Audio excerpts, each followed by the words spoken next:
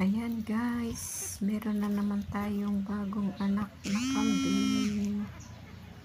Ayan, nakakatuwa kasi malaki yung kanyang anak at yung inahin ay talaga siya nagpapadidi, hindi kagaya nung una nating video na isang inahin kambing, hindi po siya nagpapadidi.